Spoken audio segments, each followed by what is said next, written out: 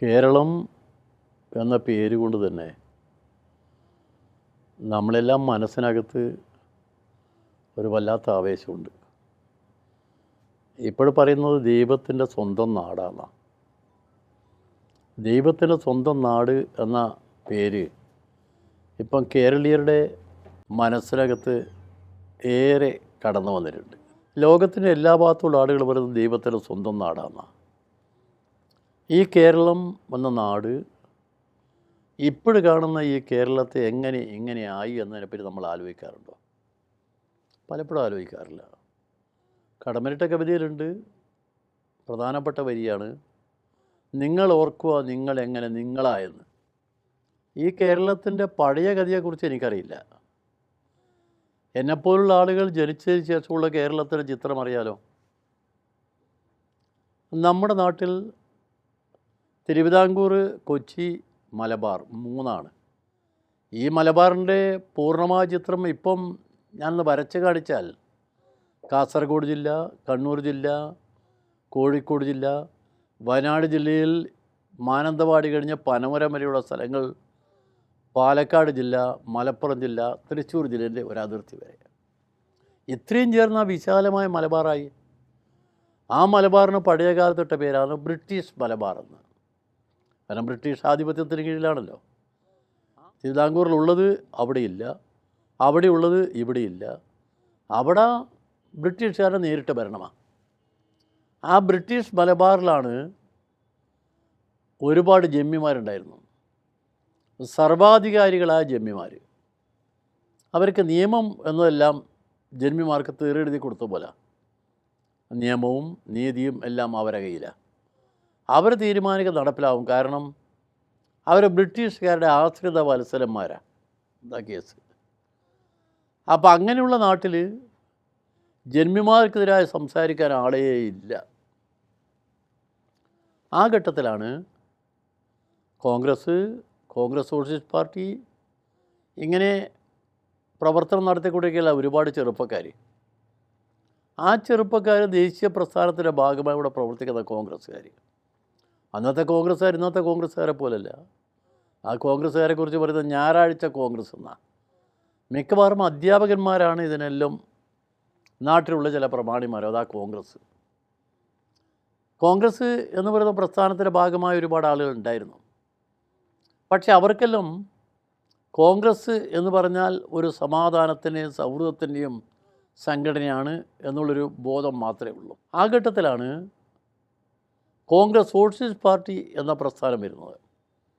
അതിൽ പ്രധാനമായും അവിടെ ഒന്ന് സഖാവ് കെ ദാമോദരനാണെങ്കിൽ തൊഴിലാളി നേതാവാണെന്ന്. ഇതുപോലുള്ള എഴുത്തുകാരനായിരുന്നില്ല, പല സമരങ്ങൾക്ക് നേതൃത്വം കൊടുക്കുന്ന ആളാണ്, നല്ല കോൺഗ്രസ് പ്രവർത്തകനാണ്. മാത്രമല്ല അദ്ദേഹമാണെങ്കിൽ ബംഗാളിൽ പോയി പഠിച്ചു വന്ന ആളാണ്. അങ്ങനൊരു വലിയ ഹിസ്റ്ററി അദ്ദേഹത്തിനുണ്ട്. അദ്ദേഹമാണ് മലബാറിൽ ആദ്യമായി നടന്ന ഏറ്റവും പ്രധാനപ്പെട്ടൊരു സമരം. ആ സമരമാണ് ബീഡി തൊഴിലാളി സമരം. നമുക്ക് അതെങ്ങനെയാണ് സമരം നടത്തുന്നത് നമ്മളതിനെപ്പറ്റി ഒരു പിടിയുമില്ല. എന്നാൽ പ്രശ്നം സിമ്പിളാണ്. വീടുകളിൽ പോയി ബീഡി തിരക്കുന്നത് സ്ത്രീകളാണ്, അതും മുസ്ലിം സ്ത്രീകൾ. ഇപ്പോൾ ആളുകൾ പറയും യാഥാസ്ഥിക മുസ്ലിമീങ്ങൾ എന്നൊക്കെ പറയും. മുസ്ലിം സ്ത്രീകൾ, അതും പെൺകുട്ടികൾ, അവരാണ് ജോലി ചെയ്യുന്നത്. ആ ജോലി തിരച്ച ബീഡി ആർക്ക്? ആ ബീഡി മുതലാളിക്ക് കൊണ്ടു കൊടുക്കും, ഒരു ഏജൻസി മുഖാന്തരം. അങ്ങനെ കൊണ്ടു കൊടുക്കുന്ന ബീഡിക്ക് പിന്നെ ആ മുതലാളി കാശ് കൊടുക്കുക. അപ്പോൾ ഇങ്ങനെ കൃത്യമായി കൂലി കിട്ടാതെ കൊണ്ട് ഇവരെന്ത് ചെയ്ത് സമരത്തിലേക്ക് വന്നു. ദാമോദരനാണ് നേതാവ്. ആ സമരമാണ് മലബാറിൽ കണ്ട ഏറ്റവും പ്രധാനപ്പെട്ട ഒരു തൊഴിലാളി സമരം. ആ തൊഴിലാളി സമരം എന്ന് പറഞ്ഞാൽ ഈ തൊഴിലാളികളെല്ലാം കൂടി കൂലിക്ക് വേണ്ടി സമരം നടത്തിക്കൊണ്ടിരിക്കുമ്പം ഈ ബീഡി കൊണ്ടുപോകുന്ന ലോറി കെ ദാമോദരൻ മുന്നിൽ പോയി നിർത്തി. അപ്പോൾ തൊഴിലാളികളുടെ കൂടെ വന്നു. അന്നത്തെ പോലീസ് ഇന്നത്തെ പോലീസല്ല, മലബാർ സ്പെഷ്യൽ പോലീസാണ്, MSP.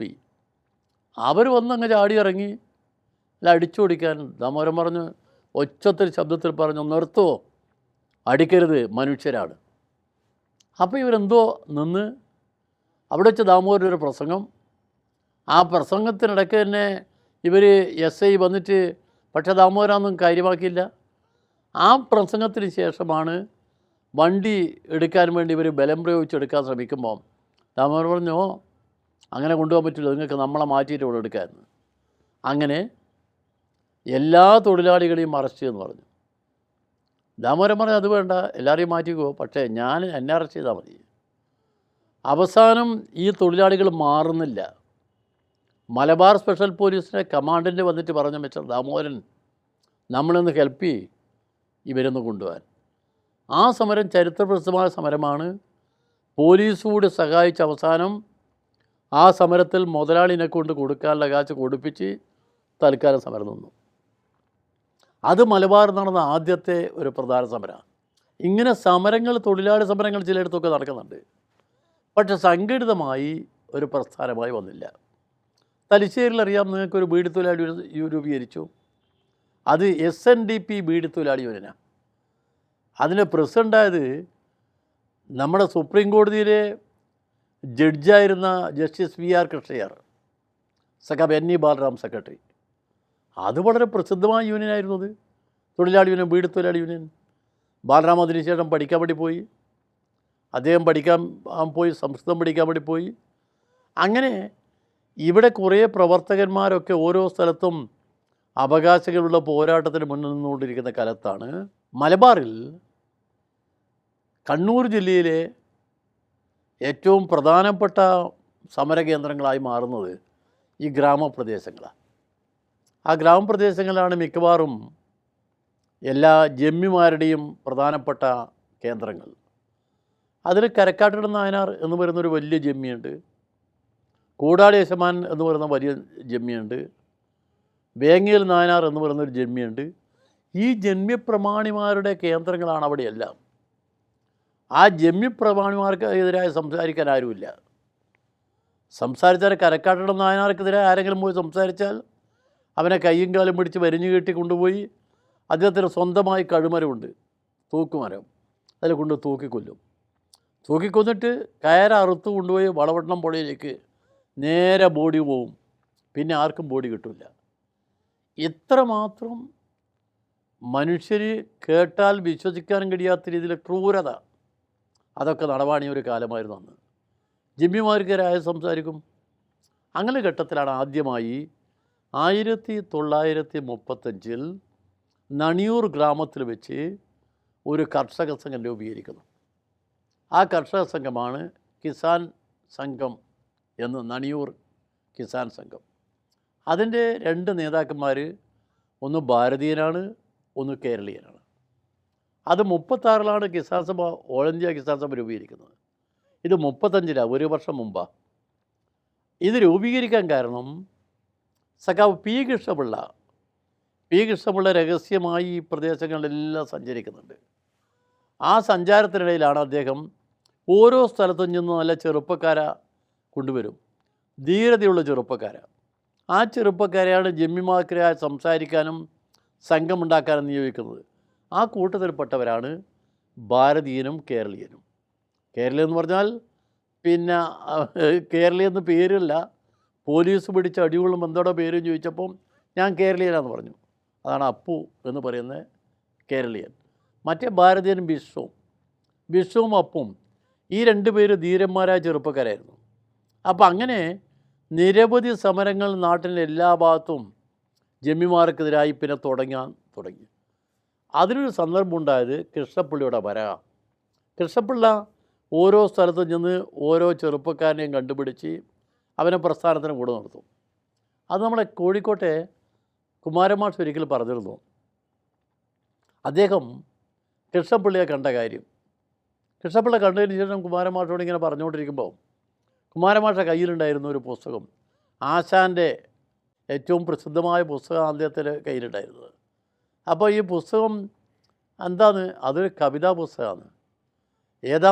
കവിതാ പുസ്തകം ഏതാന്ന്? അപ്പോൾ പറഞ്ഞു, ആശാൻ്റെ പുസ്തകം. ഏതാണ് എന്ന് ചോദിച്ചു കൃഷ്ണപിള്ള.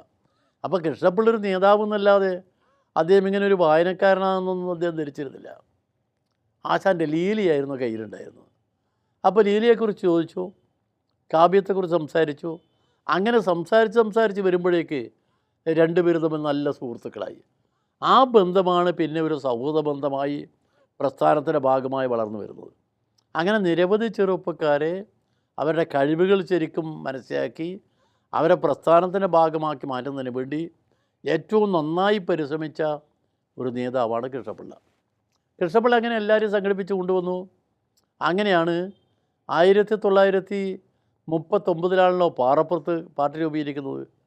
അതിനു മുമ്പ് ഈ കർഷകരുടെ പ്രശ്നങ്ങൾ ആകെ ജനങ്ങളുടെ ഇടയിൽ ഇങ്ങനെ ഒരുപാട് പ്രതിഷേധമായി വളർന്നു വന്നപ്പോഴാണ് സഖാബ് കൃഷ്ണപിള്ള പറഞ്ഞൊരു കാര്യം ചെയ്യും, മദ്രാസിയിലെ ബ്രിട്ടീഷുകാരൻ്റെ കേന്ദ്രം, അപ്പോൾ അവിടേക്ക് നമുക്കൊരു ജാഥ പോകണം. ഏത് ജാഥ? കാൽനട ജാഥ.